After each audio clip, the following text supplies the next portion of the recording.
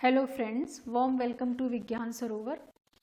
आज हम लोग प्लांट फिजियोलॉजी जो सब्जेक्ट है उसमें प्लांट हार्मोन पे डिस्कशन करेंगे, क्योंकि एग्ज़ाम के डेट आपके आ चुके हैं। तो अभी आप लोग की बहुत तेज़ी से तैयारी चल रही होगी, रिवीजन कर रहे होंगे आप लोग। तो इसमें हम कुछ प्रीवियस ईयर के क्वेश्चन डिस्कस करेंगे जो कि ईयर 2008 से 2019 के बीच में क्वेश्चन होंगे। जो भी क्वेश्चन आए हैं वो हम लोग डिस्कस करेंगे।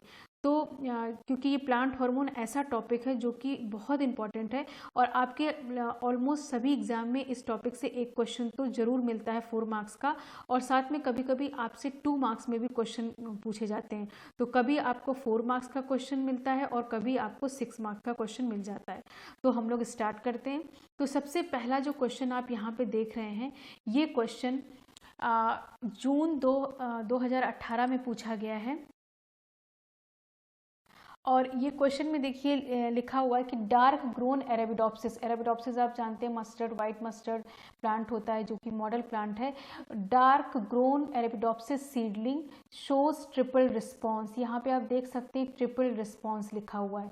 When expose to ethylene hormone, जब इथाइलिन हार्मोन से एक्सपोज किया जाता है तो वो प्लांट ट्रिपल रिस्पॉन्स शो करता है। Which one of the following option is characteristics of triple response. Triple response के क्या क्या कैरेक्टरिस्टिक्स होते हैं।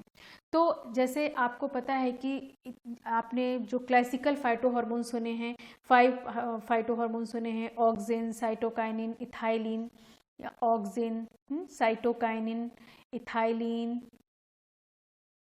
Abscisic acid, gibberellic acid. ये 5 आपने क्लासिकल फाइटो हार्मोन सुने हैं, जिसमें से जो इथाइलिन हार्मोन होता है वो स्ट्रेस में काम करता है। तो जब प्लांट में और कुछ अलग टाइप की मॉर्फोलॉजी डेवलप करता है उसको हम लोग ट्रिपल रिस्पॉन्स कहते हैं।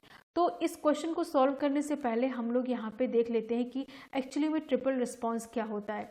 इथाइलिन आपको पता है एक गैसियस हार्मोन है, ठीक है। और ये जो हार्मोन होता है यहाँ पे आप देख सकते हैं कि ये जब प्लांट किसी पर्टिकुलर स्ट्रेस में होता है, यहाँ पे आप देख सकते हैं, यहाँ पे लिखा हुआ है प्लांट जब किसी पर्टिकुलर स्ट्रेस में होता है तो उस समय ये हार्मोन रिलीज होता है। तो एक्चुअली में जो ट्रिपल रिस्पॉन्स होता है वो ट्रिपल रिस्पॉन्स क्या होता है इसके बारे में आप देख सकते हैं कि ये एक नॉर्मल सीडलिंग है। यहाँ पे आप देखेंगे कि जब कोई नॉर्मल सीडलिंग का डेवलपमेंट होता है तो वहाँ पे एक हुक का फॉर्मेशन होता है। इस तरीके से कॉटिलेडन्स या जो फर्स्ट लीफ होती है इस तरह से डेवलप होती है और ये इसका हाइपोकोटाइल रीजन होता है। तो यहाँ पे इसको हम लोग नॉर्मल हाइपोकोटाइल बोलते हैं। नॉर्मल हाइपोकोटाइल, या हम लोग इसको अगर कंपेयर करते हैं तो एक्चुअली इसको शॉर्ट हाइपोकोटाइल कहा जाता है। तो जो शॉर्ट हाइपोकोटाइल है वो नॉर्मल हाइपोकोटाइल के फॉर्म में आता है। अब अगर सेम इसी सीडलिंग को कोई स्ट्रेस होता है और उस स्ट्रेस में इथाइलिन अगर सिक्रीट होता है तो ये प्लांट कुछ इस तरीके की मॉर्फोलॉजी डेवलप करता है। क्या मॉर्फोलॉजी डेवलप करता है कि इसका हुक जो होता है वो टाइट हुक बन जाता है। आप यहाँ पे देख सकते हैं कि किस तरीके से ये टाइट हुक का फॉर्मेशन हुआ है।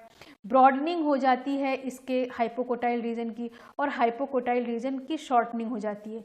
जैसे कि मान लीजिए सपोज कि ये एक स्टोन, बहुत बड़ा सा पत्थर है और यहाँ पे एक प्लांट, एक सीड है वो डेवलप हो रहा है।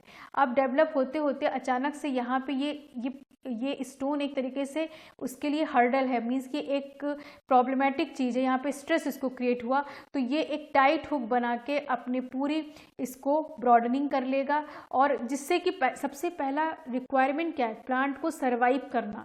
ग्रोथ तो वो बाद में देखेगा, पहले वो सर्वाइव करेगा अगर कोई स्ट्रेस आता है। तो इसी तरीके से ये क्या करेगा, इस तरह की मॉर्फोलॉजी डेवलप कर लेगा। और सपोज इधर स्टोन नहीं होता तो वो इस तरह से डेवलपमेंट करता।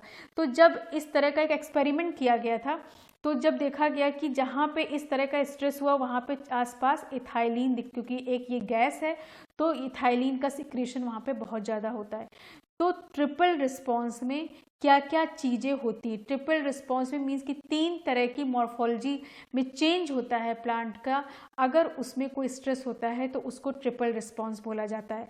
तो वो पहली मॉर्फोलॉजी क्या है, थिकनिंग हो जाती है हाइपोकोटाइल की। आप यहाँ पे देख सकते हैं हाइपोकोटाइल की क्या हो रही, थिकनेस बढ़ रही है। या उसको दूसरे शब्दों में हम लोग बोल सकते हैं, क्योंकि देखिए कभी आपसे इस तरह से पूछा जा सकता है थिकनिंग ऑफ हाइपोकोटाइल, कभी वर्ड्स को चेंज करके प्रोनाउंस्ड रेडियल स्वेलिंग भी बोला जा सकता है।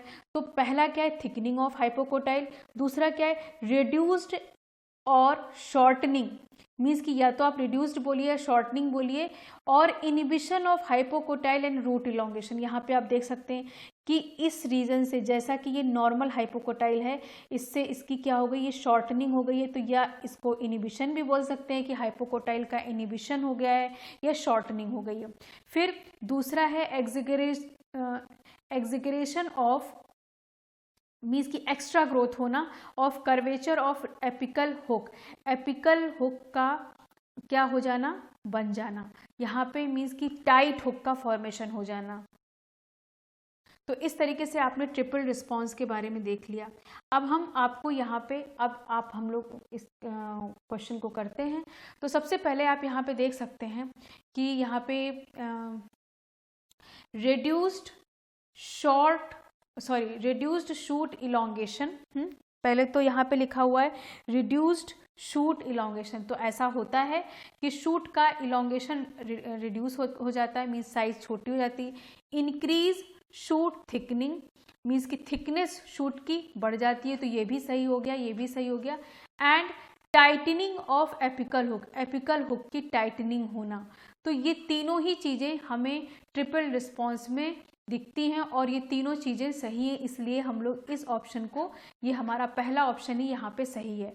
बट अगर हम लोग और ऑप्शन को एलिमिनेट करें तो यहाँ पे देख सकते हैं रिड्यूस शूट इलोंगेशन, ये तो सही है। रिड्यूस शूट थिकनेस, ये भी सही है। And loosening of apical hook, तो ये लूजनिंग ऑफ एपिकल हुक नहीं होगा। इंक्रीज्ड शूट इलोंगेशन, ये भी नहीं होगा। इंक्रीज्ड शूट इलोंगेशन, ये भी नहीं होगा। तो इस तरीके से इस क्वेश्चन का जो हमारा ऑप्शन है वो फर्स्ट है। अब इसके बाद हम लोग आगे बढ़ते हैं। ये क्वेश्चन दिसंबर 2017 में पूछा गया है। The plant hormone gibberellic acid is not associated with, क्या पूछा गया है कि कौन सा ऐसा प्लांट हार्मोन है जो कि जिब्रेलिक, मतलब प्लांट हार्मोन जिब्रेलिक एसिड है, जनरली किस टर्मिनोलॉजी से एसोसिएटेड नहीं होता है। ऐसा हमें ऑप्शन बताना है। तो अगर हम लोग बात करते हैं इसके एप्लीकेशन के जिब्रेलिक एसिड के, तो जिब्रेलिक एसिड को इंडस्ट्रीज़ में माल्टिंग के लिए यूज़ किया जाता है, सीड जर्मिनेशन को प्रमोट करता है, एप्पल फ्रूट के इलोंगेशन को करता है, और जो भी जैसे शुगर केन वगैरह है उसकी हाइट को इंक्रीज़ करता है। देखिए फंक्शन बहुत सारे हैं, बट हम यहाँ पे सिर्फ और सिर्फ आपको क्या बता रहे हैं कि उसके एप्लीकेशन क्या हैं, या फिर जो ग्रैप्स होते हैं उनकी लेंथ को, मीन्स कि उसके जो पेडिसल होता है उसको इंक्रीज कर देते हैं। तो इस तरीके से बहुत सारे इसके फंक्शन होते हैं। तो अब यहाँ पे हम लोग देख सकते हैं कि स्टेम इलोंगेशन, तो यहाँ पे सबसे पहला देखिए, यहाँ पे देखिए लिखा हुआ है स्टेम इलोंगेशन, तो हमारा ये जिब्रेलिक एसिड से एसोसिएटेड वर्क है। पार्थिनोकार्पी, अगर हम लोग जिब्रेलिक एसिड के फंक्शन को पढ़ेंगे तो पार्थिनोकार्पी, जहाँ पे विदाउट फर्टिलाइजर फ्रूट का फॉर्मेशन होता है, तो वो पार्थिनोकार्पी बोलते हैं। तो ये भी हमारा सही है। अब देखिए यहाँ पे लिखा है पार्थिनोजेनेसिस। पार्थिनोजेनेसिस एक ऐसा टर्म है जो कि एनिमल से रिलेटेड है, मीन्स कि यहाँ पे कोई एम्ब्रियो एग से डेवलप होता है, एग से एम्ब्रियो का डेवलपमेंट होता है विदाउट फर्टिलाइजेशन, मतलब कि स्पर्म से एग का फर्टिलाइजेशन नहीं होता है और एम्ब्रियो का डेवलपमेंट एग से हो जाता है, उस प्रोसेस को पार्थिनोजेनेसिस कहते हैं। मीन्स कि एम्ब्रियो का डेवलपमेंट होना बिना फर्टिलाइजेशन के। और ऐसी कैटेगरी में कुछ इंसेक्ट्स आते हैं, जैसे कि एफिड, ये आपने सुना होगा, एफिड है, या फिर बीज हैं, तो ये सारे इसमें इसके एग्जाम्पल्स होते हैं। तो ये जिब्रेलिक एसिड से एसोसिएटेड नहीं है। माल्ट फॉर्मेशन, जैसा कि हमने यहाँ पे देखिए लिखा हुआ है कि ये माल्ट फॉर्मेशन में भी जिब्रेलिक एसिड यूज होता है, तो ये एसोसिएटेड है, ये भी जिब्रेलिक एसिड से एसोसिएटेड है। और क्या चीज़ इसमें नहीं हो सकती जिब्रेलिक एसिड से? पार्थिनोजेनेसिस। तो इसके अकॉर्डिंग हमारा ये ऑप्शन सही हो जाएगा। अब हम लोग नेक्स्ट आगे बढ़ते हैं। कि आगे के क्वेश्चन में लिखा हुआ है which one of the following is a correct function of jasmonate gene domain protein family a key regulator of jasmonic acid signalling responses. तो यहाँ पे आपको पहले तो जैस्मोनिक एसिड के बारे में एक ब्रीफिंग होनी चाहिए। देखिए जैस्मोनिक एसिड एक ऐसा नॉन क्लासिकल हार्मोन है, मीन्स कि जैसे 5 फाइटो हार्मोन के तो नाम आप सुनते हैं, इसके अलावा कुछ नॉन क्लासिकल या नॉन ट्रेडिशनल हार्मोन होते हैं, जैसे कि जैस्मोनिक एसिड है जिसको मिथाइल जैस्मोनेट बोला जाता है, सैलिसिलिक एसिड है, ब्रेसनोस्टेरॉइड्स है। तो ये सब हार्मोन एक्चुअली में पहले इनको एज ए हार्मोन रिकॉग्नाइज नहीं किया गया था, लेकिन बाद में क्योंकि इनके फंक्शन हार्मोन की तरह हैं तो इनको ये मान लिया गया कि ये हार्मोन है, फाइटो हार्मोन है। तो यहाँ पे हम लोग जो क्वेश्चन है वो जैस्मोनिक एसिड से, जिसको हम लोग मिथाइल जैस्मोनेट भी बोलते हैं, जिसको इस तरह से लिखा जा सकता है मिथाइल जैस्मोनेट, मार्केट में आपको ये मिल सकता है। अब इसमें जो क्वेश्चन पूछा गया है वो सिग्नलिंग पे डिपेंडेंट क्वेश्चन है। इसमें एक MYC2 प्रोटीन दिख रही है, लिखा है bind MYC2 and repress the J dependent gene. कौन? यहाँ पे एक जैज दिख रहा है, जैज मॉलिक्यूल। पूछा गया है which one of the following is a correct function of JAZ. JAZ का करेक्ट फंक्शन क्या है? Protein family a key regulator of jasmonic acid signalling responses. तो यहाँ पे आप देख सकते हैं कि हमें बताना है, तो इसके लिए पहले तो आपको जैस्मोनिक एसिड की सिग्नलिंग के बारे में थोड़ा सा जानकारी होनी चाहिए, तो वो हम लोग यहाँ पे देख सकते हैं। यहाँ पे आप देख सकते हैं कि ये जब जैस्मोनिक मीन्स कि ये एक स्ट्रेस हार्मोन है, जैसे ही प्लांट को कोई स्ट्रेस होता है तो जैस्मोनिक एसिड रिलीज होता है। 3 हार्मोन ऐसे हैं जो कि स्ट्रेस के टाइम में रिलीज होते हैं। पहला है इथाइलिन, ये कुछ अलग टाइप के स्ट्रेस में, जैसे कि प्लांट सबमर्ज्ड हो गए, फ्लडिंग हो गई, तो वहाँ पे इस तरह के हार्मोन रिलीज होते हैं। या फिर जैस्मोनिक एसिड, और थर्ड है सैलिसिलिक एसिड। ये 3 ऐसे हार्मोन हैं जो कि स्ट्रेस में रिलीज होते हैं। ठीक है, तो अब यहाँ पे आप देख सकते हैं कि जब जैस्मोनिक एसिड का कॉन्सेंट्रेशन कम है, मीन्स कि जब कोई स्ट्रेस नहीं है, तो उस समय जो जैज होता है, जैज एक रिप्रेसर की तरह काम करता है और ये बाइंड कर लेता है MYC2 ट्रांसक्रिप्शन फैक्टर पे। ये MYC2 ट्रांसक्रिप्शन फैक्टर है, जैज रिप्रेसर ने बाइंड किया। अब जैस्मोनिक एसिड रिस्पॉन्सिव जीन क्या होंगे? ऑन नहीं होंगे, रिप्रेस्ड रहेंगे।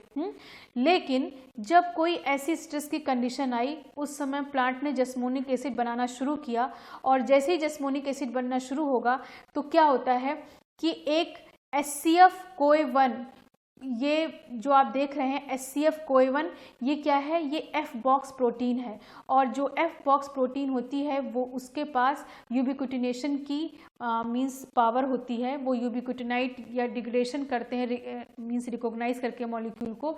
तो ये SCF-CoA1 ने क्या किया? जैज से बाइंड कर लिया। ये SCF कब एक्टिव हुआ था? तब एक्टिव हुआ था जब जैस्मोनिक एसिड का कॉन्सेंट्रेशन हाई था। और फिर इसके बाद इसने SCF ने इस जैज से बाइंड कर लिया। कब बाइंड किया? जैसे ही SCF से ये जो जैस्मोनिक एसिड है इसने ये बाइंड किया, ये एक्टिव हो गया, इसने जैज को हटा दिया। जैज को E3 यूबिक्विटिन लाइगेज के थ्रू यहाँ पे प्रोटियाजोम 26 प्रोटियाजोम के थ्रू डिग्रेड करा दिया, और इस तरीके से ये डिग्रेडेशन हो गया। अब क्या होगा कि यहाँ पे रिप्रेसर जो जैज ने यहाँ पे बाइंड करके रखा था वो रिप्रेसर हट जाएगा, और MYC2 जो ट्रांसक्रिप्शन फैक्टर है वो एक्टिव होगा, और जैस्मोनिक एसिड रिस्पॉन्सिव जो जीन है वो क्या हो जाएंगे? एक्टिव हो जाएंगे। तो इस तरीके से आपने यहाँ पे देखा कि किस तरीके से जैस्मोनिक एसिड की सिग्नलिंग काम कर रही है। तो इस रेफरेंस में आप देख सकते हैं कि जैज का काम क्या है? रिप्रेसर का काम है। उसने किसको बाइंड करके रखा? MYC2 को। MYC2 क्या है? MYC2 एक ऐसा ट्रांसक्रिप्शन फैक्टर है जो कि जैस्मोनिक एसिड रिस्पॉन्सिव जीन को एक्टिव करता है, ट्रांसक्राइब करवाता है, लेकिन क्योंकि जैज़ ने बाइंड किया है तो वो नहीं करा पाएगा। यहाँ पे वही चीज़ हो गई, जैसे ही जस्मोनिक एसिड का कॉन्सेंट्रेशन बढ़ेगा तो ये जैज़ को डिग्रेड करा देगा। तो ये एक प्रोसीजर होता है, ये पूरा सिग्नलिंग है जस्मोनिक एसिड का, और इसी सिग्नलिंग से आपसे क्वेश्चन पूछा गया है। तो अब आप इसका आंसर बहुत अच्छे से दे सकते हैं। यहाँ पे देखिए लिखा हुआ है, which one of the following is correct function of JAZ, यहाँ पे जैज़ का आपको फंक्शन देना है, JAZ jasmonate gene domain protein family regulator of jasmonic acid signalling response. तो क्या होता है, bind MYC2 and represses J dependent gene. ये एकदम सही करेक्ट ऑप्शन है। जैज़ क्या करता है, जैज़ MY जो यहाँ पे MYC2 हमने अभी आपको प्रीवियस में बताया, ये MYC2 ट्रांसक्रिप्शन फैक्टर है, यहाँ पे जैज़ बाइंड कर लेता है, और जब ये बाइंड कर लेता है तो ये J रिस्पॉन्सिव जीन को रिप्रेस कर देता है, रिप्रेस हो जाते हैं जीन और ट्रांसक्रिप्शन नहीं हो पाता है। तो इस तरीके से यहाँ पे आप देख सकते हैं ऑप्शन हमारा फर्स्ट ही सही है। सेकंड में लिखा है bind MYC2 and transcribe J dependent gene, ये एकदम गलत ऑप्शन है हमारा। Act as a receptor of J signal, ये भी नहीं है। Involving directly inducing J dependent gene, इसमें मतलब कि जो J डिपेंडेंट जीन है वहाँ पे डायरेक्ट इसका इन्वॉल्वमेंट होता है, तो ऐसा बिल्कुल नहीं है, MYC2 के थ्रू रिप्रेस करता है। अब यहाँ पे कुछ पॉइंट्स लिखे हैं, ये आप नोट भी कर सकते हैं। Central to jasmonate signalling is a family of transcription repressor JAZ. देखिए जैज़ क्या एक ट्रांसक्रिप्शन रिप्रेसर है। एंड F बॉक्स प्रोटीन जो कि SCF के साथ थी, और ये प्रोटीन ही इस जैज़ को डिग्रेड कराती है। तो इस तरीके से ये क्वेश्चन जो कि दिसंबर 2017 में पूछा गया था। अब हम लोग आगे बढ़ते हैं। देखिए इस समय ट्रेंड ये चल रहा है कि क्लासिकल हार्मोन के साथ साथ जो नॉन क्लासिकल हार्मोन है, जैसे कि हमने भी बताया जस्मोनिक एसिड, सैलिसिलिक एसिड, ब्रेसनोस्टेरॉइड्स, उसकी सिग्नलिंग पे क्वेश्चन आ रहे हैं। तो इसलिए आपको वो 5 फाइटो हार्मोन के अलावा इन हार्मोन पर भी ध्यान देना चाहिए, क्योंकि इनसे भी क्वेश्चन पूछे जाते हैं। तो देखिए यहाँ पे लिखा हुआ ब्रेसनोस्टेरॉइड्स एक नॉन क्लासिकल फाइटो हार्मोन है, जिसको हम लोग ब्रेसनोलाइट भी बोलते हैं। तो अब यहाँ पे आप देख सकते हैं बोला गया है, brassinosteroids are a group of steroid hormone that function in a variety of cellular and developmental context in plant, which one of the following act as a inhibitor of brassinosteroids receptor.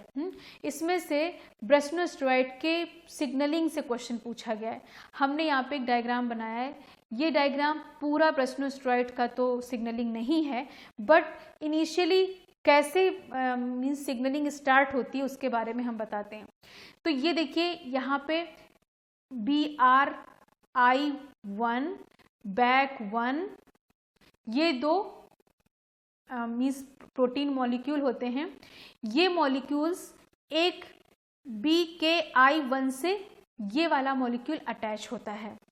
अब होता क्या है कि जब तक ये दोनों डाइमेराइज नहीं होते हैं, मीन्स कि एक दूसरे से कांटेक्ट में नहीं आते हैं, तब तक क्या होता है, इसका फॉस्फोरिलेशन करना होता है, और इसका फॉस्फोरिलेशन तब होता है जब ये दोनों डाइमेराइज होते हैं। तो अब इस केस में क्या होता है, क्योंकि ये एक इनिबिटरी, ये देखिए लिखा है, ये आई इनिबिटरी यहाँ पे शो कर रहा है, तो जो BKI1 है ये क्या है, ये इनिबिटरी कंपोनेंट है। लेकिन जैसे ही ब्रेसनोस्टेरॉइड्स आता है, ब्रेसनोस्टेरॉइड्स का मॉलिक्यूल आता है, और वो जब अपने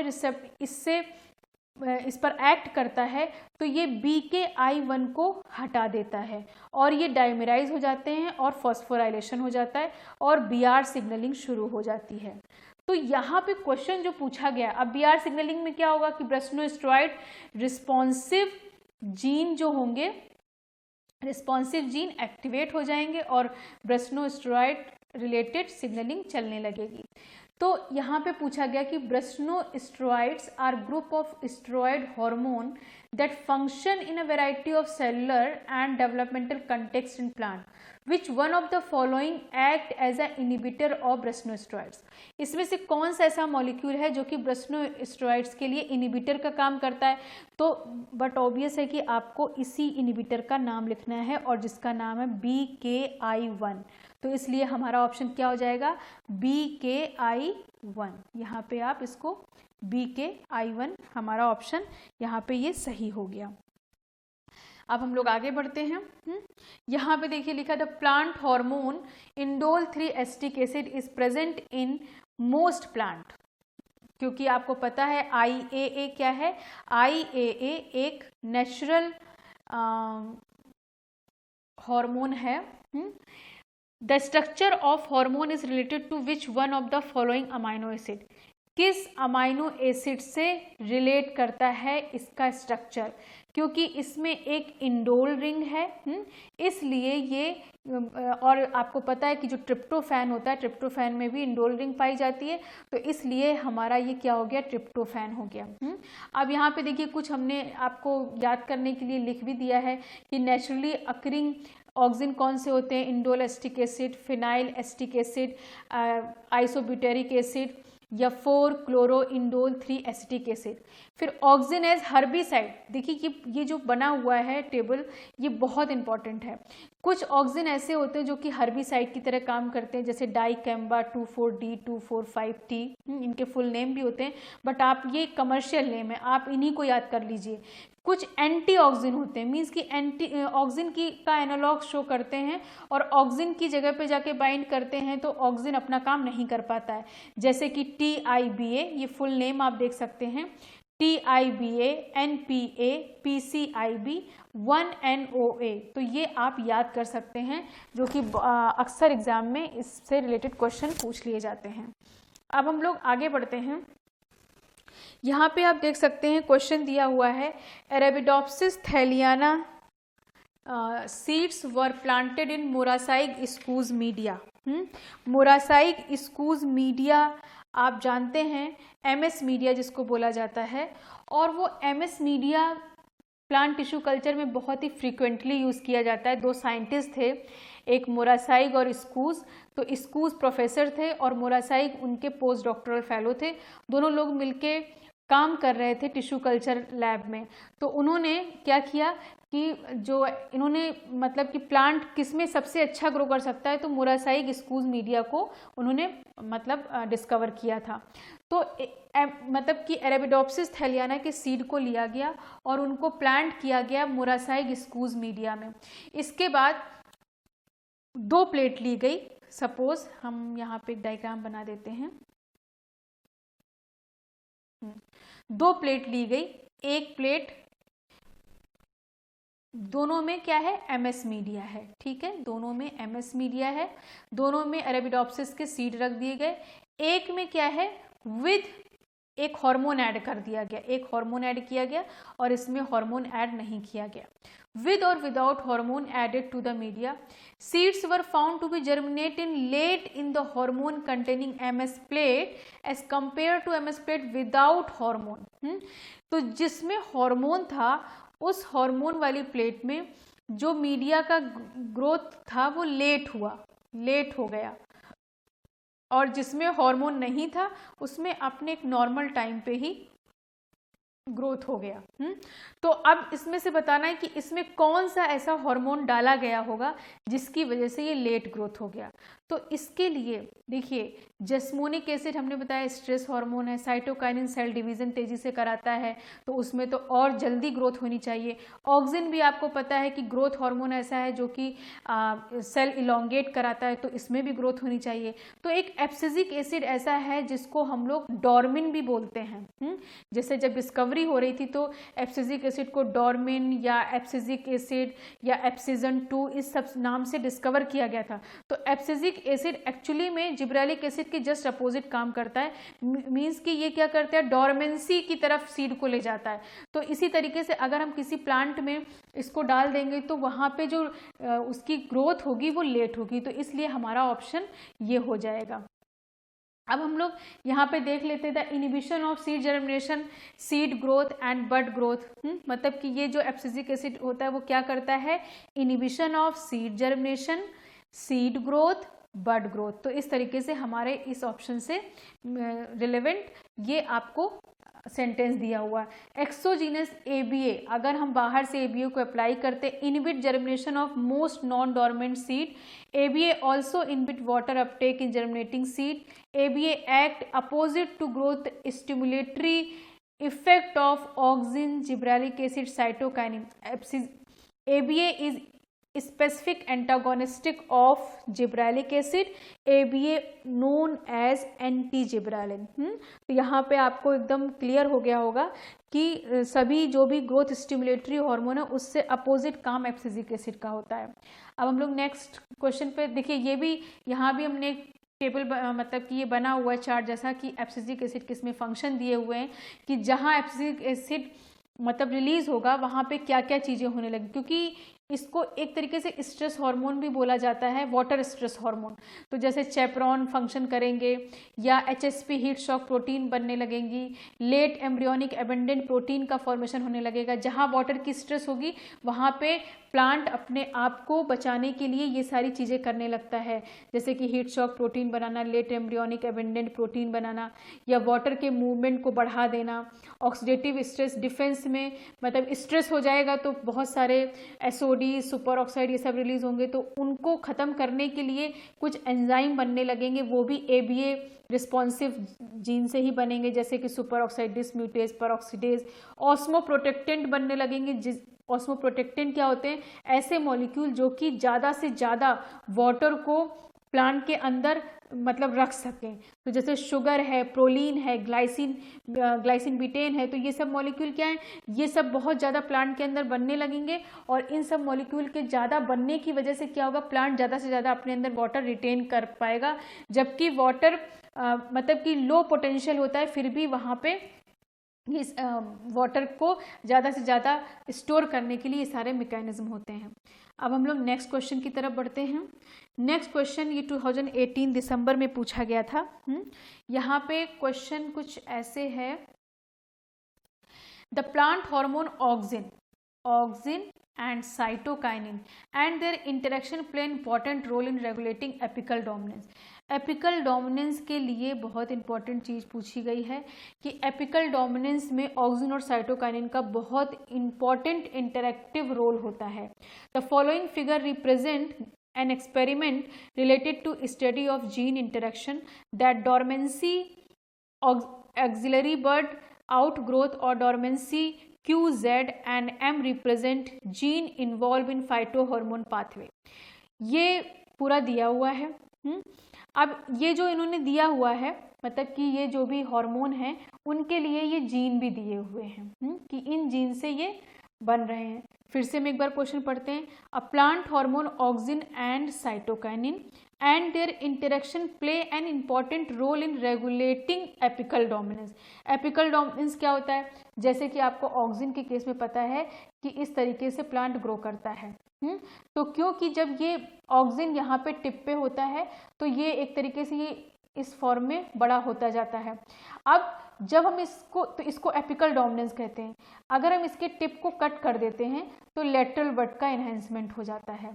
तो इसका मतलब क्या है कि जब एपिकल डोमिनेंस होगा उस समय ये लेटरल बड नहीं निकल पाती है। तो इसीलिए अगर हम इसको कट कर देते हैं, जैसे आपने गार्डनर जो होते हैं हेजिंग बनाते हैं, फेसिंग बनाते हैं, तो वहाँ पे आप देख सकते हैं कि वो लोग ऊपर के प्लांट के ऊपर के पार्ट को कट करते रहते हैं और इससे क्या होता है लेटरल बड्स बहुत सारी निकलती रहती हैं, एपिकल डोमिनेंस नहीं हो पाता है और इस तरह से सप्रेशन हो जाता है एपिकल डोमिनेंस का और ये लेटरल बड निकलेंगी और वो प्लांट कैसा हो जाएगा, घना हो जाएगा।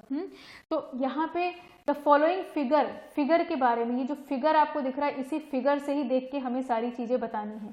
The following figure represent an experiment related to study of gene interaction that dormancy, auxiliary bud outgrowth or dormancy। QZM represent gene involve in phytohormone pathway.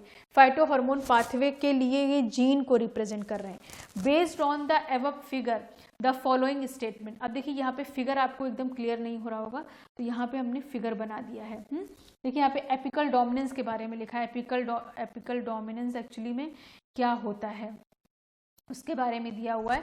The apical dominance over a lateral bud, the growth of lateral bud occur after removal of apical बड।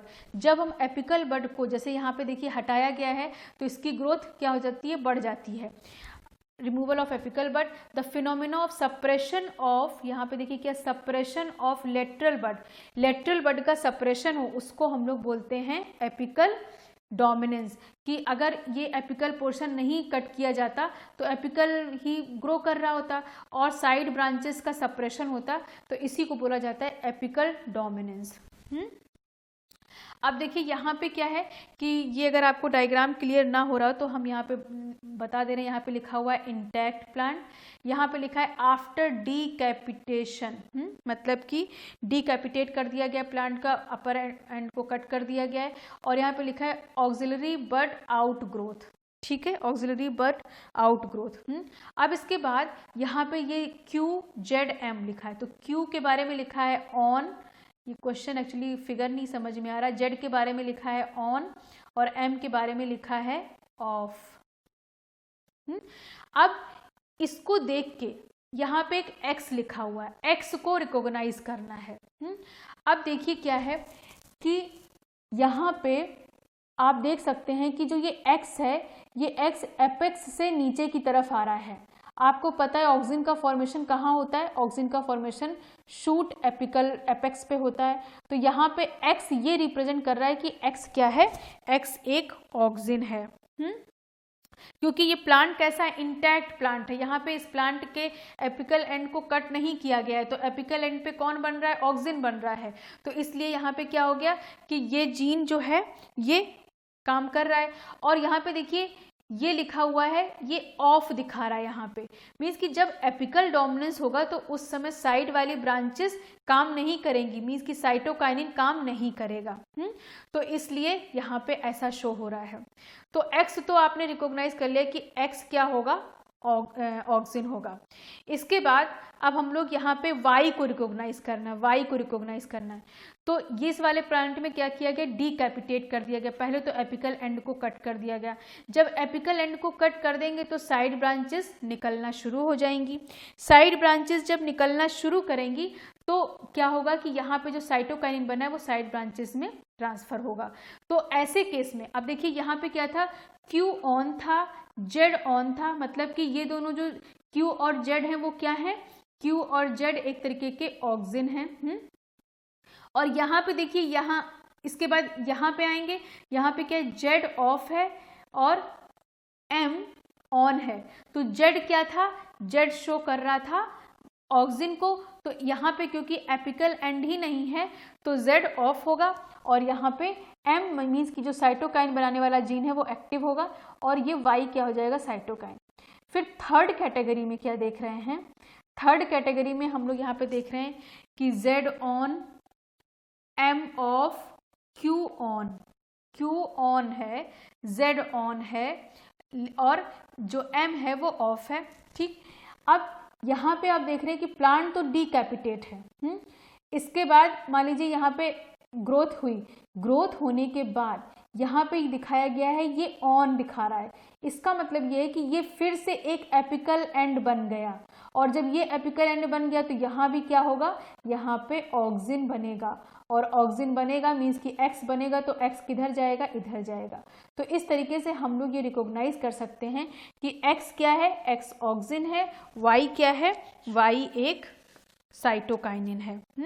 तो अब हम लोग इसमें इसका option देख लेते हैं। हाँ, इसका ऑप्शन में देखिए, based on the above figure the following statement बताना है। यहाँ पे एक्चुअली ये यहाँ पे A, B, C, D। तो देखिए, X is an auxin that maintain expression of Q and Z and repress the M। तो ये स्टेटमेंट हमारा बिल्कुल सही है। जैसा कि अभी हमने पढ़ा कि यहाँ पे आप देख रहे हैं कि Q और Z क्या थे, ऑन थे, M ऑफ था। M क्या है, M वो जीन रिप्रेजेंट कर रहा है जो कि साइटोकाइनिन को बना रहा है।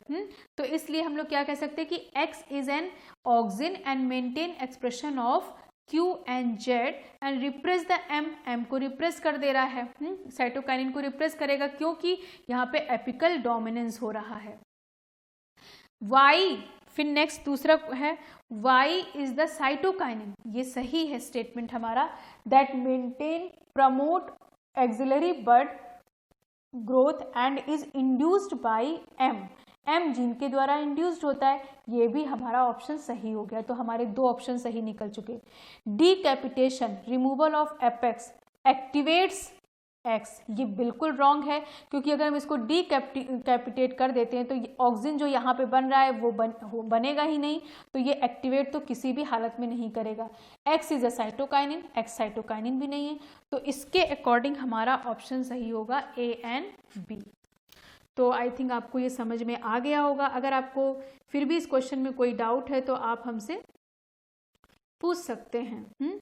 और यहाँ पे देखिए नीचे कमेंट सेक्शन में जाके पूछ सकते हैं। Counter reaction of apical dominance, कि अगर एपिकल डोमिनेंस हो रहा है किसी प्लांट में और उसको काउंटर एक्ट करना है तो उसके लिए क्या किया जाए।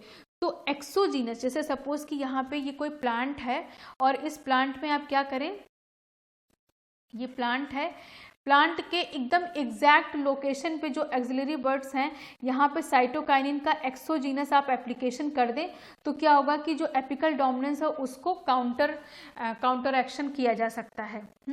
तो इस तरीके से ये क्वेश्चन था। अभी नेक्स्ट क्वेश्चन है, out of the several gibberellin identified in plant which one of the following is not bioactive, कौन सा ऐसा है जो कि बायोएक्टिव नहीं है। तो इसलिए हम लोग यहाँ पे ये हमारा GA5 है, इसमें हमें ज़्यादा कुछ बताने की ज़रूरत नहीं है, आप यहाँ पे देख सकते हैं। तो जो GA5 है वो हमारा नॉट बायोएक्टिव है, कंपोनेंट में आता है। इसके लिए यहाँ पे कुछ और भी चीज़ें लिखी हुई हैं कि 15 जो जिब्रेलिक एसिड हैं वो जिब्रेलिन, जिब्रेला फिजिकोराई फंगस से आइसोलेट किए गए हैं। GA5, GA6 ये सब स्टैक किए गए हैं, बीन सीड से किए गए हैं। फिर GA3 फंगस जिब्रेला फिजिकोराई से किया गया, ये बहुत ही कॉमन जिब्रेलिक एसिड होता है। GA3 जो हमें कमर्शियली मिलता है ज़्यादातर मार्केट में वो हमें GA3 मिलता है। तो यहाँ पे हमारा ऑप्शन जिब्रेलिक एसिड 5 होगा। इसके बाद हम लोग नेक्स्ट क्वेश्चन पे आते हैं। The following statement are made to describe auxin signal transduction pathway. अभी ये ऑक्सिन सिग्नलिंग पे क्वेश्चन पूछा गया है। तो इसमें बता रहा है pathway from receptor binding to the physiological responses. अब पूरी ऑक्सिन की सिग्नलिंग से ये क्वेश्चन है। तो अभी आपको सिग्नलिंग क्लियर होनी चाहिए। ऑक्सिन में 2 टाइप के सिग्नलिंग होते हैं। यहाँ पे आप देख सकते हैं, एक सिग्नलिंग ऐसा होता है जिसको बोलते हैं SCF-TIR1। ये देखिए यहाँ पे देख सकते हैं कि ये है SCF-TIR1 सिग्नलिंग जो कि डेवलपमेंट डिफरेंशिएशन में काम होता है। दूसरी होती है ऑक्सिन बाइंडिंग प्रोटीन के थ्रू सिग्नलिंग, जिसको हम लोग सेल इलोंगेशन में सिग्नलिंग होती है। मीन्स कि ऑक्सिन का एक मेन फीचर है सेल को इलोंगेट करना। जैसे ऑक्सिन सेल इलोंगेट करता है, जिब्रेलिक एसिड स्टेम इलोंगेशन करता है, और अगर हम लोग साइटोकाइनिन की बात करें तो वो ओवरऑल सेल को इनलार्ज करता है। तो ये डिफरेंस आपको पता होना चाहिए कि जब ऑक्सिन के बारे में पूछा जाए तो वो पर्टिकुलर सेल को इलोंगेट कर देता है, अगर जिब्रेलिक एसिड की बात की जाए तो वो स्टेम को इलोंगेट करता है, और अगर साइटोकाइनिन की बात की जाए तो वो ओवरऑल सेल को बड़ा कर देता है। तो अभी फिलहाल हम लोगों को ऑक्सिन की सिग्नलिंग पे बात करनी है। ऑक्सिन की सिग्नलिंग जब चलती है ये SCF-TIR1 वाली सिग्नलिंग, तो यहाँ पे आप देख सकते हैं कि ये ऑक्सिन इंड्यूसिबल जीन है। यहाँ पे एक ऑक्सिन रिस्पॉन्सिव फैक्टर होता है जो कि यहाँ पे बाइंड करता है और ये ट्रांसक्राइब करा सकता है ऑक्सिन इंड्यूसिबल जीन को। लेकिन एक रिप्रेसर होता है, उस रिप्रेसर का नाम होता है OXIAA। ये जब बाइंड किया रहता है ऑक्सिन रिस्पॉन्सिव फैक्टर पे तो ये जीन ट्रांसक्राइब नहीं हो पाता है। अब जब ऑक्सिन का कॉन्सेंट्रेशन बढ़ा, ऑक्सिन की सिग्नलिंग हुई, तो ऑक्सिन इस TIR1 से बाइंड करता है। TIR1 या इसके साथ एक SCF होता है, ये भी F बॉक्स फैमिली का ही मेंबर है, और F बॉक्स फैमिली के जो भी मेंबर होते हैं वो E3 यूबिक्विटिन लाइगेज होते हैं, मतलब कि वो यूबिक्विटिनेशन करते हैं।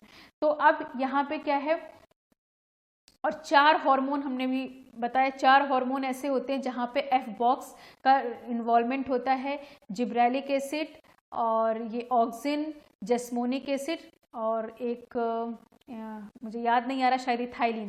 ठीक, तो लेकिन 3 तो कन्फर्म है, जैस्मोनिक एसिड, जिब्रेलिक एसिड और ये ऑक्सिन। तो यहाँ पे इसके बाद आप यहाँ पे देख सकते हैं कि ये जो मॉलिक्यूल है, जैसे ही यहाँ पे ऑक्सिन ने बाइंड किया ये एक्टिव हो गया, और ये F बॉक्स प्रोटीन है। F बॉक्स प्रोटीन है तो ये क्या करेगा, E3 यूबिक्विटिन लाइगेज करेगा। तो इसने इस रिप्रेसर को हटाया और इसको 26S प्रोटियासोम के थ्रू डिग्रेड करा दिया, ये डिग्रेड हो गया। तो अब ये ऑक्सिन रिस्पॉन्सिव फैक्टर जो है वो फ्री हो गया और ऑक्सिन इंड्यूसिबल जीन का ट्रांसक्रिप्शन शुरू हो गया। तो ये एक क्रूड वे में हम यहाँ पे आपको इसकी सिग्नलिंग के बारे में बता रहे हैं। अब हम लोग इससे रिलेटेड स्टेटमेंट देख लेते हैं। The following statement are made, यहाँ पे हम लोगों को इसी के made to describe the auxin signal transduction pathway from receptor binding to the physiological responses. Auxin response factor, देखिए auxin response factor are nuclear protein. हमने भी देखा कि ऑक्सिन रिस्पॉन्स फैक्टर क्या है, न्यूक्लियर प्रोटीन है, that bind to auxin responsive element to activate और repress the gene transcription.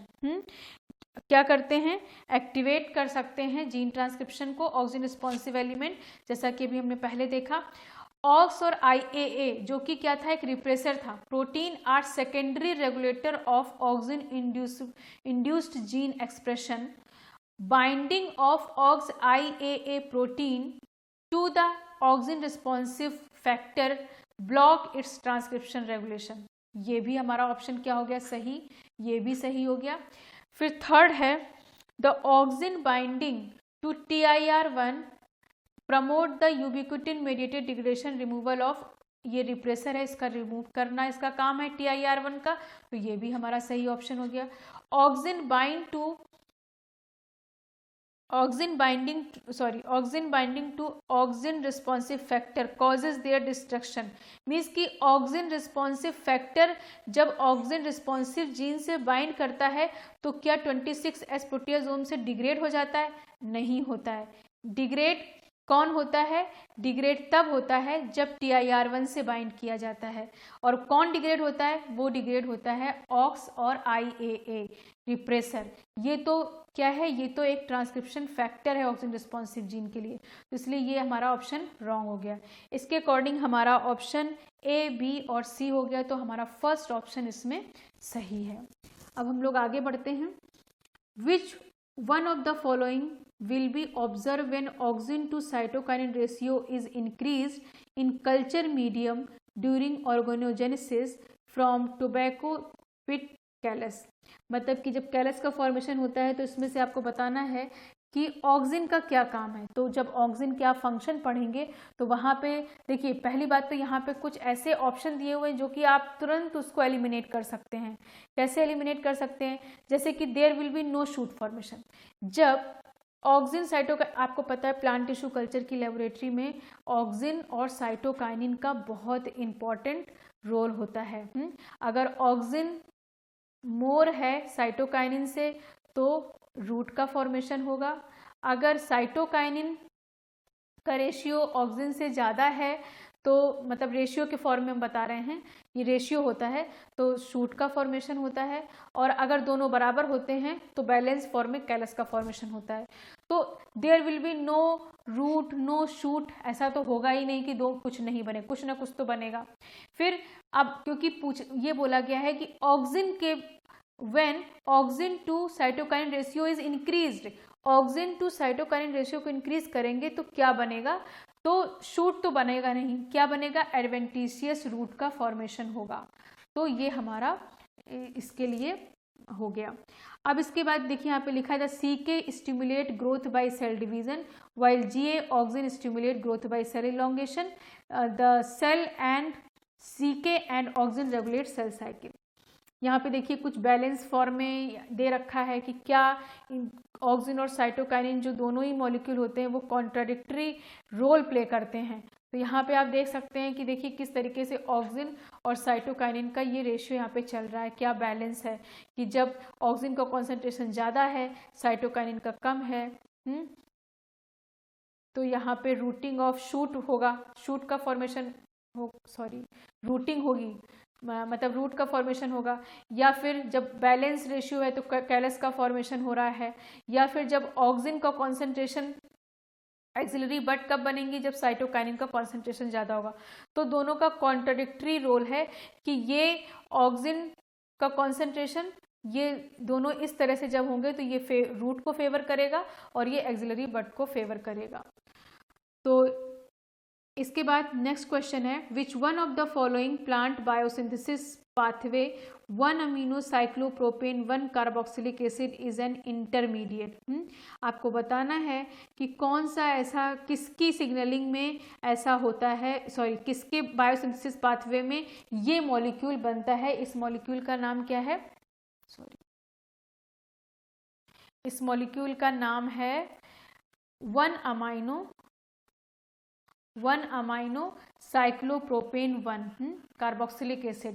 तो यहाँ पे आप देख सकते हैं कि यहाँ देखिए आंसर हम आपको पहले ही बता दे रहे हैं, ये इथाइलिन होता है और ये इथाइलिन की बायोसिंथेसिस का पाथवे, ये पाथवे बहुत इंपॉर्टेंट है। ये पाथवे में मैंने इस पाथवे का कुछ पार्ट दिया है, लेकिन ये जो पूरा पाथवे होता है एक साइकिल होती है यंग साइकिल के थ्रू ये पाथवे चलता है। और यहाँ पे ये जो आपको दिख रहा है पोर्शन, ये बहुत इंपॉर्टेंट है कि मेथियोनिन अमाइनो एसिड से एडोमेट सिंथेटेज, जहाँ पे ATP का यूज हो रहा है इसलिए यहाँ पे सिंथेटेज है, ये क्या बनाता है एस एडेनोसिन मेथियोनिन, और ACC सिंथेज की प्रेजेंस में ये बनाता है अमीनो साइक्लोप्रोपेन 1 कार्बोक्सिलिक एसिड। तो ये वाला मॉलिक्यूल यहाँ पे किसमें बन रहा है, एथाइलिन की बायोसिंथेसिस में बन रहा है। और ACC ऑक्सीडेज क्या करता है, एथाइलिन का फॉर्मेशन कर देता है, किससे 1-ACC से, ACC से ACC ऑक्सीडेज की प्रेजेंस में एथाइलिन बन जाता है। तो ये आपको याद करना पड़ेगा। The factor responsible for formation of early embryonic axis during the early development pathway of plant is।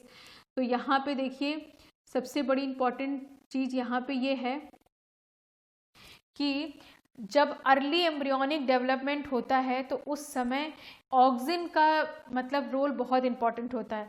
Auxin एक ऐसा हार्मोन होता है जो कि स्टार्टिंग में जब सैम और रैम बन रहे होते हैं, रूट एपिकल मेरिस्टेम और शूट एपिकल मेरिस्टेम, उस समय जब आपने प्लांट की कई स्टेजेस पढ़ी होंगी, टॉर्पीडो स्टेज, हार्ट स्टेज, इस तरीके का जब स्टेज बन रहा होता है तो उस समय पूरा ऑक्सिन का ग्रेडियंट यहाँ पे होता है।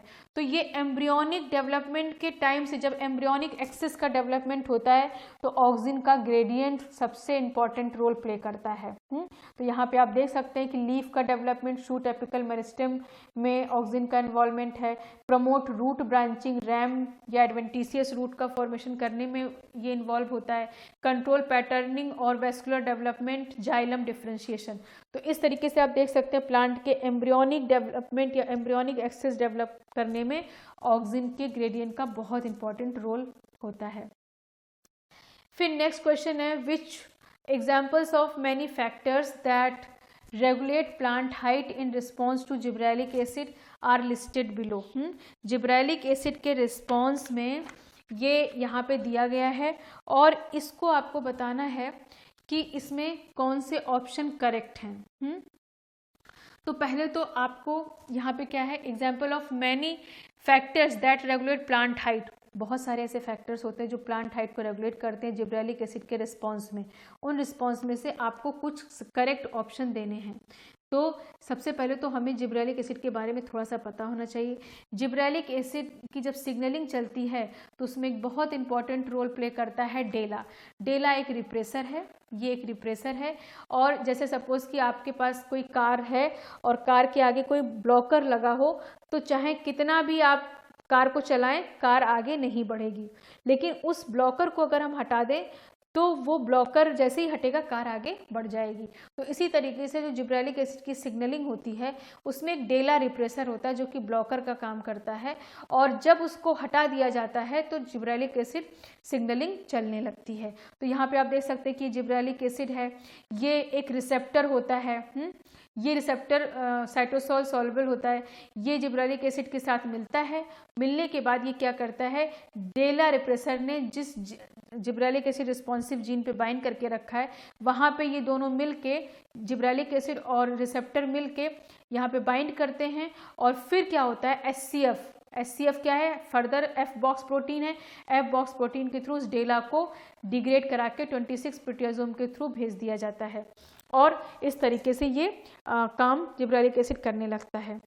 अब देखिए यहाँ पे इस क्वेश्चन में कहीं भी डेला नहीं लिखा हुआ है, क्या लिखा हुआ है, ग्रेस लिखा हुआ है। तो पहले तो आपको ये समझना होगा, जो डेला प्रोटीन है, जैसे आप जब जिब्रेलिक एसिड की सिग्नलिंग पढ़ेंगे तो आप बार बार डेला ही पढ़ेंगे, लेकिन डेला एक ग्रेस फैमिली होती है, उसका मेंबर होता है, तो इसलिए ग्रेस को आप यहाँ डेला ही मानिए। तो अगर आप तो जैसे 8 सब फैमिलीज होती हैं इसकी, डेला की 8 सब फैमिलीज होती हैं इसकी, जो ये डेला हम रिप्रेसर की बात कर रहे हैं, जैसे डेला है, SCR है। और जो ये ग्रेस डोमेन होता है, इसके पास एक ग्रेस डोमेन पाया जाता है जो कि 400 से 700 मतलब अमाइनो एसिड की चेन होती है, जो कि 30 जीन से मिलके बनती है अरेबिडोप्सिस के केस में। और ये हर फैमिली में, मतलब हर प्लांट में अलग अलग हो सकती है। जैसे राइस के प्लांट में 60 जीन से मिलके ये ग्रेस डोमेन बनता है।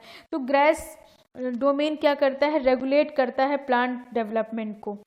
तो अब यहाँ पे देखिए, आप यहाँ पे ऑप्शन में देख सकते हैं, सबसे पहला option binding of GA bound receptor, binding of GA bound receptor to the promoter of DELLA. पहली बात तो डेला एक प्रमोटर नहीं है, डेला एक रिप्रेसर है, तो ये तो हमारा पहले ही रॉन्ग हो गया। दूसरा, binding of GA receptor complex to grace. अभी क्या बताना, binding of GA receptor complex to grace. Grace क्या है, मान लीजिए इसको हम डेला मान लेते हैं, तो ये ऐसा कॉम्प्लेक्स बनता है, तो ये हमारा ऑप्शन सही हो सकता है। Directing grace for ubiquitinization and degradation of 26S प्रोटियोसोम।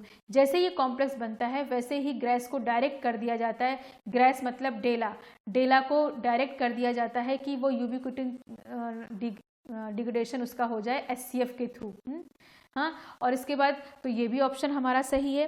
फिर हम लोग डी पे आते हैं, तो micro RNA directed down regulation of grace. Micro RNA का कोई इन्वॉल्वमेंट नहीं होता है, ये तो जब हम कोई रिसर्च करेंगे तो वहाँ पे हम इस तरह के माइक्रो RNA को यूज़ कर सकते हैं। तो यहाँ पे ऐसी कोई सिग्नलिंग में ऐसी चीज़ें होती नहीं है, इसलिए ये भी नहीं हमारा ऑप्शन होगा। तो इसके अकॉर्डिंग हमारा ऑप्शन B और C होगा, जो कि यहाँ पे ये दिख रहा है। अब इसके बाद हम लोग नेक्स्ट क्वेश्चन पे आते हैं। ये देखिए डेला के बारे में ही दिया है, the activated signalling intermediate bind to DELLA repressor protein in nucleus. Nucleus में डेला से, जैसे एक्टिवेटेड सिग्नलिंग इंटरमीडिएट मीन्स कि जब जिब्रेलिक एसिड रिसेप्टर से बाइंड किया तो डेला रिप्रेसर से बाइंड करेगा, डेला रिप्रेसर डिग्रेड कर दिया जाएगा, और इस तरीके से gibberellic acid responsive gene active हो जाएंगे। और ऐसे ही जब सीड जर्मिनेशन होता है तो वहाँ पे अल्फा एमाइलेज बनाना होता है, तो अल्फा एमाइलेज तब तक नहीं बनता है जब तक कि डेला रिप्रेसर ने जिन जीन को इनहिबिट करके रखा है, MYB जीन को, उसको हटाया नहीं जाएगा, तब तक वो काम नहीं करेगा। तो इसलिए चाहे जिब्रेलिक एसिड रिस्पॉन्सिव ग्रोथ और डिफ्रेंशिएशन हो या सीड जर्मिनेशन हो, दोनों में डेला का हटाना बहुत जरूरी है, डेला रिप्रेसर को डिग्रेड कराना बहुत जरूरी है। इसके बाद नेक्स्ट क्वेश्चन है, many factors related to the role of abscisic acid in contributing to drought, cold, salt resistance in plant are listed below. The transcription factors DREB. अब देखिए यहाँ पे क्या है कि ट्रांसक्रिप्शन फैक्टर ड्रेब पूरा एब्सिसिक एसिड से रिलेटेड क्वेश्चन है।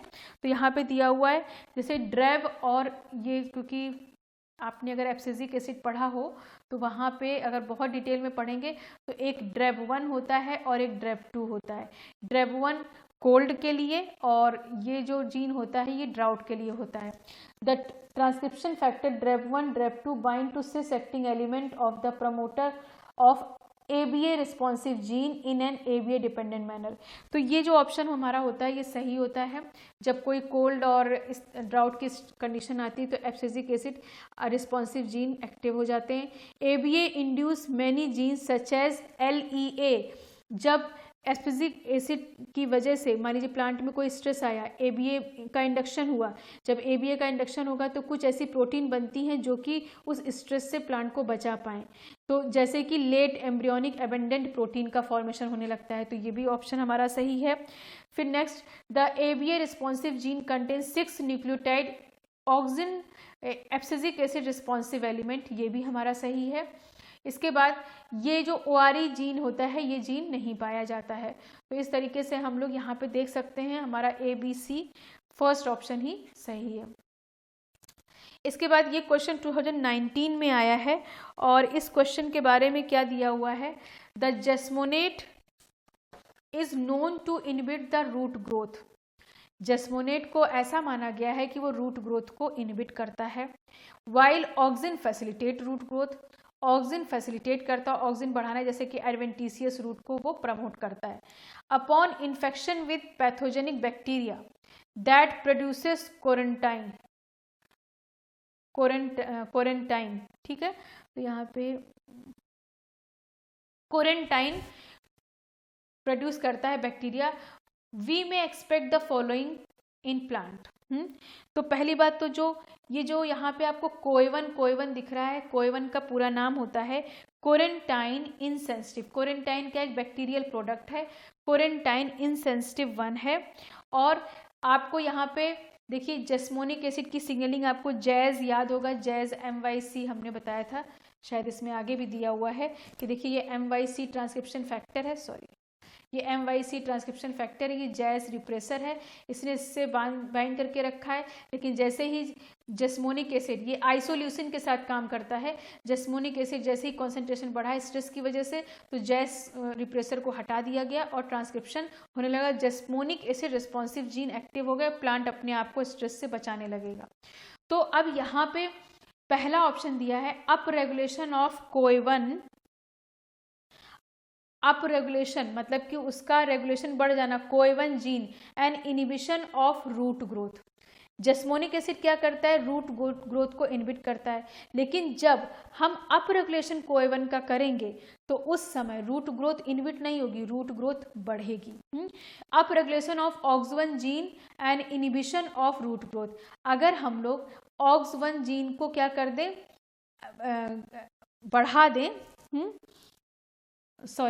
Up regulation of COI one gene and inhibition of root growth. यहाँ पे क्या हो रहा है कि इस वाले में क्या देख रहे हैं, ये कोएवन है, इसका कॉन्सेंट्रेशन बढ़ा, इसका कॉन्सेंट्रेशन अगर बढ़ेगा तो यहाँ पे आप क्या देखेंगे कि ये जैस को हटा देगा और ये सिग्नलिंग चलने लगेगी। जैसे ये सिग्नलिंग चलने लगेगी, क्योंकि जस्मोनिक एसिड का काम क्या, रूट को इनहिबिट करना, तो रूट को इनहिबिट करना, तो इसलिए हमारा ये ऑप्शन फर्स्ट वाला सही ऑप्शन होगा। ठीक है, फर्स्ट वाला जो स्टेटमेंट इसमें नज़र आ रहा है वो सही नज़र आ रहा है। तो यहाँ पे आप देख सकते हैं कि ये ऑप्शन अभी हमारा फिलहाल सही है। फिर इसके बाद अप रेगुलेशन ऑफ ऑक्स1 को हम अप रेगुलेशन करें, इनहिबिशन, तो जब ऑक्स1 अप रेगुलेटेड होगा तो इनहिबिशन नहीं होगा, घटेगा, क्योंकि यहाँ पे क्या लिखा है कि ऑक्सिन फैसिलिटेट करता है ग्रोथ को बढ़ाता है, कोई जस्मोनेट क्या करता है, घटाता है, ग्रोथ को इनहिबिट करता है। और अगर कोएवन का हमने क्या कर दिया, अप रेगुलेशन कर दिया, तो जस्मोनिक एसिड जो है, जस्मोनिक एसिड की सिग्नलिंग चलेगी और इनहिबिशन हो जाएगा रूट ग्रोथ का। Inhibition of AUX one gene and promotion of root growth. AUX one gene का अगर हम इनहिबिशन कर दें तो रूट प्रमोट हो जाए, ऐसा भी नहीं होगा। Inhibition of COI one gene promote the root growth. तो ये दोनों ऑप्शन भी हमारे रॉन्ग लग रहे हैं। तो इसके अकॉर्डिंग हम देख रहे हैं कि यहाँ पे क्या हो रहा है कि हमें फर्स्ट ऑप्शन सही मिल रहा है, up regulation of COI one gene and inhibition of root growth. अब हम लोग इसको यहाँ पे इस तरीके से देख सकते हैं कि अगर हम कोएवन को अप रेगुलेट कर दें तो ये जैज से ज़्यादा बाइंड करेगा, जैज से ज़्यादा बाइंड करेगा तो ये जीन रिस्पॉन्सिव जीन काम करेंगे, और इसके रिस्पॉन्सिव जीन में एक जीन ऐसा है जो कि रूट की ग्रोथ को इनिबिट करता है। तो इस तरीके से हमारा ऑप्शन फर्स्ट हो जाएगा। तो इसी के साथ हम लोग इस वीडियो को यहीं पे एंड करते हैं। Thank you very much. अगर आपको ये वीडियो पसंद आया हो तो प्लीज़ चैनल को सब्सक्राइब करें और शेयर करें, और आगे हम इसके नेक्स्ट पार्ट में आगे के क्वेश्चन डिस्कस करेंगे। Thank you very much.